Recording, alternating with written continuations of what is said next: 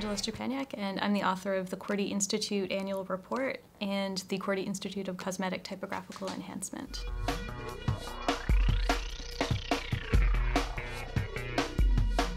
The QWERTY Institute is a fictional institute that is in charge of the bureaucratic lives of letters. So it keeps track of births, deaths, usages, and what kinds of things letters may get up to when we're not actually using them. So it's the institute that takes care of the secret lives of letters that are happening when our books are closed, so when we're not actually seeing what they're doing.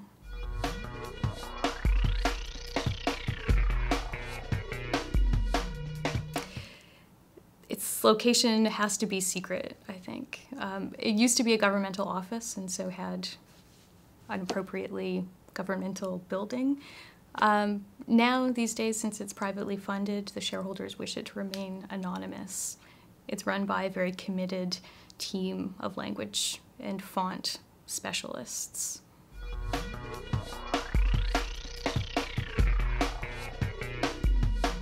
It's supplied by the QWERTY Institute of Cosmetic Typographical Enhancement. It's a cosmetic surgery clinic where letters can go to be beautified, enhanced, and it's necessary. It's necessary for this book because, as an annual report for shareholders, the institute itself doesn't have a lot of funding. So, in order to fund their research interests, their more academic and philosophical interests, like the researchers and archivists who show up in the pages of this book, they needed to turn to their commercial arm, who supplies all of the funding. It's just, cosmetic surgery is a huge industry.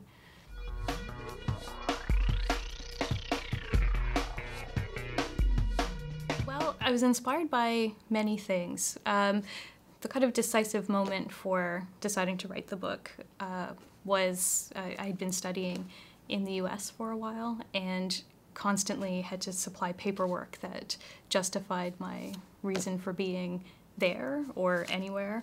And so every year it was a sort of a parade of different documents that quantified who I was and what I had been doing. And at, I think, the third year that I had done this, I had assembled all of my documents and paperwork at this office, and the visa guy who was supposed to renew my visa looked at all my bank statements, which they had asked for, and said, well, the problem we have here with your bank statements is that they're from the past 3 months, and what we really need are documents from the future. And it just seems so amazingly unreasonable to ask me for that.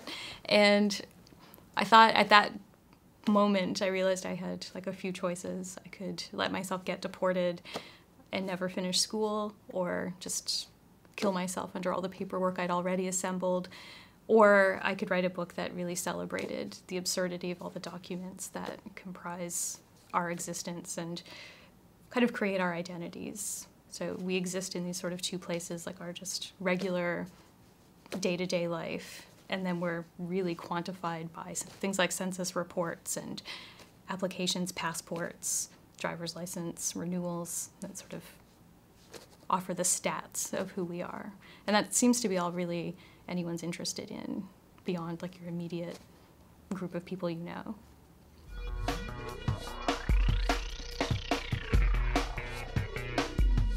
Well, this book I approached as a physical object. So before I even started writing, I had an idea, I kind of imagined, excuse me, I imagined what the physical book would look like, so what its dimensions were, what the shape of each page would be, and then worked on stories, narratives that contributed to what that layout might be like. I was really aware of what a reader's physical experience might be in reading a book, and wanted to create something that was very complementary to that experience, something that interested the eye as it sort of roved through the page, or used the actual physical space of the book for some purpose other than just to contain narratives.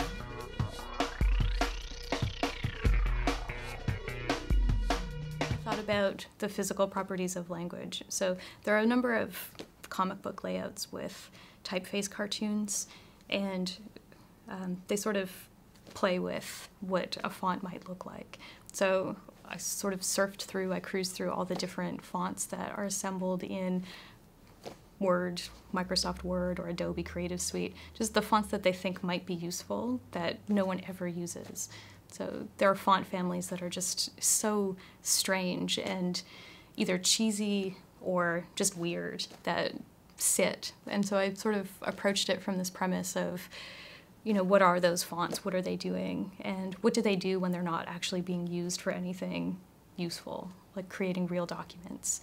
And so I just imagined they had this whole other life that existed, like in our word processors, while they waited for us to maybe one day choose them.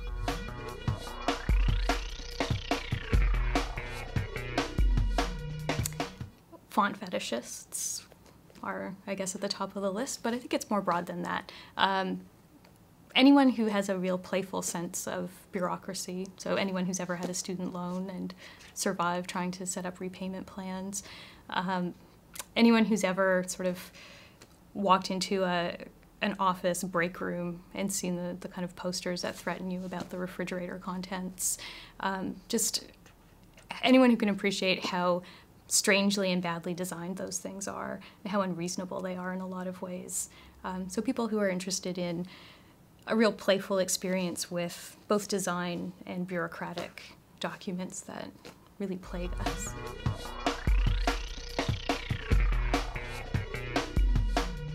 The non-literary influences kind of interest me a little more.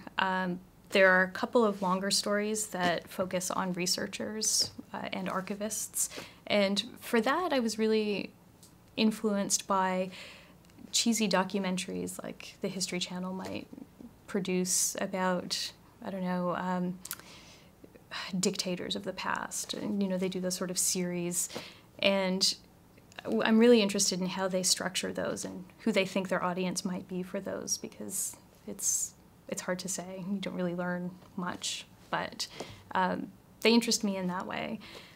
Documents and forms, just having on a day-to-day basis to deal with quantifying things about daily life, so sort of the dual existence of documents and then your practical experience of life, and how those things often don't relate at all, even though they're meant to. Things like cheesy designs, like stores with homemade signs, templates. I love templates from the Adobe Creative Suite or Word, Microsoft Word. Templates that sort of imply that everyone can be a designer, or that's how they're advertised, but they turn out to look really cheesy and silly in most cases. So, you know, why a lost dog poster has to have the particular layouts that are suggested. And, you know, there are 2 or 3 options. So those are my real world influences. And literarily speaking, I think someone like B.P. Nicol would be a big influence. Just the playfulness with language, treating it like this incredibly lively plastic medium that's fun and funny. Someone like David Anton also, who is also just, you know, highly theoretical and philosophical, but also very funny, interested in the absurd and our absurd experience with life and culture and art. Definitely comic book artists, Chris Ware, his sense of the page and design, Daniel Clowes, just his strange sense of characterization. Lots more that I'm forgetting, I think.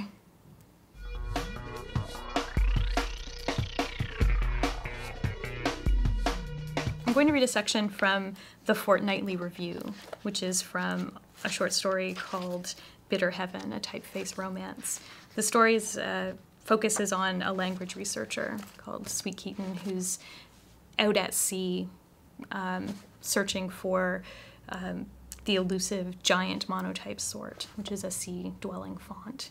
And the Fortnightly Review is, while he's out on his sea mission, the Fortnightly Review is the newspaper that he creates to document his research and report back home. So this is his first issue. Current weather. It's a cheeky bright morning, excellent visibility, bristle-quick air nipping at our cheeks, gulls are flocking in crisp M patterns above our stalwart vessel, sun glinting off their curves and stems, a perfect day for the megafonts to frolic and flip into view. Reflections. Propelled by a whiff of fact and a bolt of enthusiasm, the intrepid Ellipsis crew embarks upon the waves of discovery. After the first 2 weeks navigating the precarious territory between X and V on a standard English keyboard, into the tricky high waters of the seas, the Ellipsis is nearing the spot the head researcher believes to be a primary nesting ground for the GMS, the giant monotype sort. The excitement of discovery is palpable. Soon the mysteries of the GMS, heretofore concealed among the sea's many salty secrets, will be unlocked by the foremost GMS researcher of our time, Sweet Keaton. Life aboard the Ellipsis. The menu thus far has been a constant source of interest and delight. Crewman Riggs is proving remarkably deft and resourceful in the galley. Having only minimal experience as a repeatedly fired short-order cook, he has nonetheless managed to turn out an excellent and suitable meal thrice daily. Supplementing our rather mundane jerkied fruits and boil-and-bag basics with his own fishing, he has delighted the captain with astonishing fillets and stews, always playfully garnished with freshly caught punctuation marks. Riggs holds an impeccable culinary grammar. Sightings. There have been no notable GMS sightings as yet. The captain sits at the ready. Odds and ends. Fact. There are very few intact GMS specimens available for study, possibly because of the depth of their layers, possibly because of cunning and wit, or some combination thereof. Most of the information on record is deduced from partial bodies washed ashore, already in various stages of decay and dismemberment, or from undigested beaks found in the bellies of their only apparent predator, the sperm whale. Fact. The age of the GMS can be Fact. The age of the GMS can be determined by cutting a specimen in half, then counting the distinct rings easily visible to the naked eye. Fact.